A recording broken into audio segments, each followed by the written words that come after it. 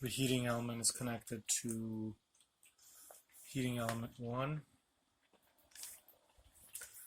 It's a 2000 watt element, just for test purposes. So let's see what we can do here. We have a fan connected on 1, and the fan is running. Okay, turn it off, switch it to accessory number 2 or pump 2. Fan is running. Now let's see if we can generate some heat. So right now this hasn't been set yet, so we're going to do that right now. So it's either a set button pressed for 5 seconds,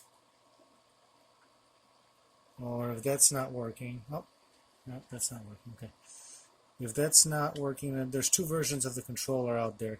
One is you can put it in menu mode by pressing the set button for 5 seconds, or you press both buttons for 5 seconds. So I'm going to try the set button again. And okay, it must be the other version. So let that stop blinking. Okay, so we'll press both buttons at the same time. There we go. Okay, so we got to change that to heat, and to do that you press both buttons. Oops. Nope. Okay, we press both buttons at the same time to be able to change. We changed it to heat. Okay. P1 is hysteresis. We want to change it to something lower, like maybe 1. And then all the other stuff doesn't really matter, so we're just going to return to its normal operating mode. Okay, our set point is 82.4 degrees Fahrenheit. The temperature is measured by this probe is 65 degrees. This one is 63, so they're a little off from each other. This is the other probe, but they can be calibrated out. So let's turn it on auto mode. So that means the controller will take care of heating. We have to turn the heating up. This is 100% all the way clockwise, and we'll know that the element is heating because we'll see tiny little bubbles rise from the heating element. You can also see the little disturbances in water around the heating element, so we know it's heating. And we can also look at the volt and amp meter, and we can see that the heating element is drawing current. And as we turn the potentiometer down, we should see the current reading come down too. There we go. It's an averaging meter, so the response time is a few seconds from the moment that the current drops to the moment that it's actually giving a stable reading. So okay, so you can see that this is working in auto control mode. If we switch to in between, that basically disconnects the heating element from the controller, and we can see we're not drawing any current. If we turn it to manual, we are bypassing the controller, and we are fully controlling it with just the potentiometer. So, okay, so we know that this side is working fine. So we're going to turn this down. Okay, we're going to turn this off. I'm going to take a look. Okay, we're back. All I did was just switch to heat 2 control side. Okay, and we also need to set this controller to operate in heating mode. So we're gonna, this one I think is where you press the set button for 5 seconds. Yep. Okay, so we press both buttons at the same time to be able to change it. We change it to heat. 2 buttons at the same time to accept that. This is the hysteresis. Oops, and I waited too long. So when changing hysteresis, I notice it's easier to do that when you're in Celsius. So that's what we're going to, oops, Celsius. We're going to press the set button to return to the heat menu. Okay, that's our hysteresis. We press two buttons at the same time.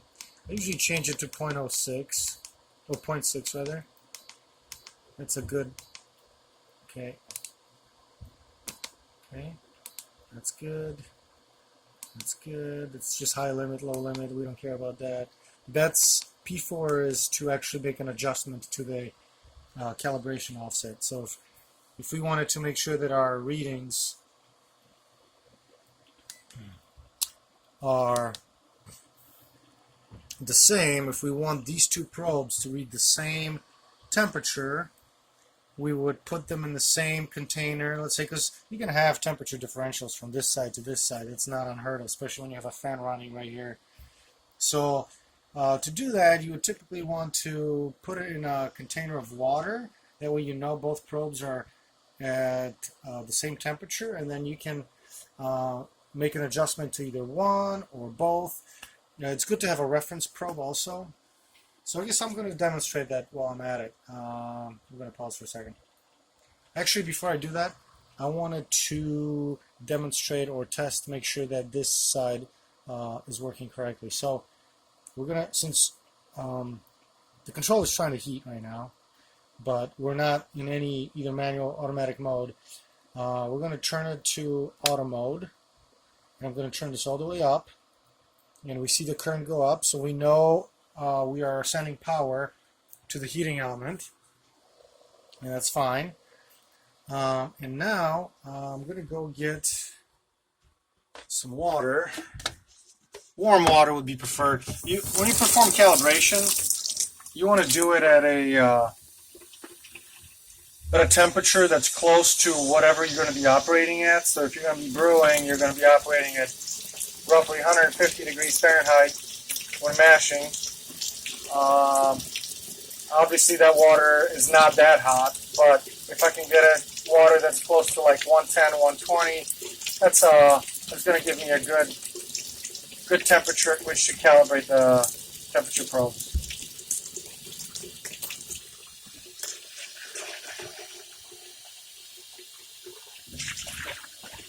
And one thing to note is, as soon as I put those probes in, the temperature is not going to be stable. It's going to be constantly going down because this water is cooling as soon as I take it and set it on the floor or wherever.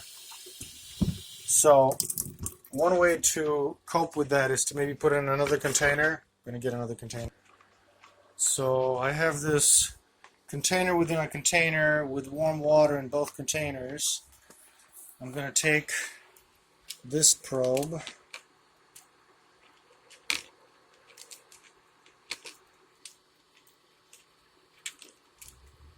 okay, and I'm going to set it in here. Look at that. I'm going to take this probe. This one I got to be careful because it's not long enough to rest on the bottom. So I'm going to pause. Alright. So what we have here is I have both probes in a little cup of water, and I have my reference, quote-unquote, probe. I bought it from Amazon. Its stated accuracy is 0.2, 0.3 Celsius. I don't think it's that accurate, but it's probably more accurate than either one of these probes, at least right now. And this is telling me we're at 43.4. 43.4, 43.5. We're going to let it stabilize. Okay. Okay, we're back. So the tricky part in this is try to create conditions that are very stable, or as stable as you can make them. Right now we're pretty stable. We're at 43.8, and it's not changing very much. So our reference is 43. Got a pen malfunction here. 43.8. Okay. 43.8 Celsius for our reference. Our heat 1 is 45.3 roughly, and our heat 2 is 43.2. Okay. So from that, we calculate. Oops. Yeah, I probably shouldn't switch orientation. Okay, so from this, we are going to calculate. I'm going to take a pause here for a second so I can crunch my numbers with both hands, and then I'll show you how I program these offsets and how we'll get an agreement after I've done the calibration between my probes and the reference probe.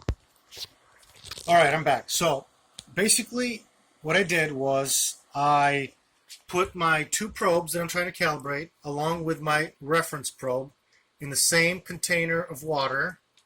You want to make sure that it's as insulated as possible. I have this container within another container filled with water to slow down the heat transfer to the outside. And the temperature's been actually pretty stable. So at any rate, I took, when I thought the temperature was stable, I took a reading of my reference probe temperature and my heating circuit 1 temperature probe and my heating circuit 2 temperature as reported by this display. The top number, the bottom number is what your set point is. And then I calculated, okay, what do I have to subtract from this number to get to my reference probe number? And then likewise for circuit 2, what do I have to add? What's the number that I have to add to get to closer or to get exactly to display my reference probe number? And so these are the numbers I'm going to program right now into the controllers. So for my H1, I press both buttons at the same time for 3 seconds or so to go into the menu mode. And P4 is where I make my adjustment. So I press both buttons at the same time again. And then top button is increase, lower button is decrease. And I'm sorry, I'm trying to actually decrease. So we want to decrease, so we want to go to, you want to make sure you're in the right scale. So right now we're in Celsius, and that's where we want to be because our measurements were done in Celsius. So if you're making an adjustment, you want to make sure that your controller is in Celsius display and not Fahrenheit. Okay, so we made our adjustment. We press both buttons at the same time to accept that. And if we just don't press anything for a few seconds, it will return to its normal operating mode momentarily. Right there. So, okay, so this is our new value with the calibration factor applied. So we're showing 42.5 roughly. It's jumping around a little bit. 42.5, and our reference probe is showing 42.3. I think we can call it a success. Okay, there's going to be some fluctuation, even with, even when the two probes are in the same cup of water. So 42.3, 42.5.3. Okay. Now we go to this one, and the factor we're trying to program is 0.6. All right, so we're in Celsius. We're going to press this one. So, like I said, we have two types of controllers. Some of them you need to press both buttons at the same time for 3 seconds to get into menu mode. Some of them you need to press just the set button, just the top button for 3 seconds to get into menu mode. So this is one of those. Okay. Keep scrolling through the different options. P4 is where we need to make the adjustment. We increase it to 0.6. Both buttons at the same time again to accept. Okay. Don't touch it for a few seconds, and the new value should take effect. 42.6. 42.1. Okay, well, maybe if we cycle power? I don't know. Let's see. Let's give it a try. Or maybe there's temperature differential.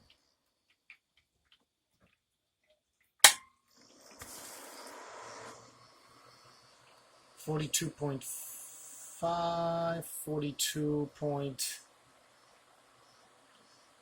No. It's very possible that the temperature is in the cup, the heat is dissipating faster than the response time of these probes. It's a possibility. But we're showing 41.9, 42 point. It's a little glitchy, but it's 3 actually. 42.3. So it's off by about 0.4. 41.9, 0.8, 41.8. So This one seems to be... So I mean, we could make an additional adjustment on this one, but I would rather not. I would leave it like it is. I think that's close enough for any homebrewer. Anyways, just wanted to do a quick video of... sorry for switching the orientation of the camera. Just want to do a quick demo of the new redesigned GC-M9D. It's not showing D because I didn't change the label, but it's basically two GC-M8 controllers in one. Thanks for watching.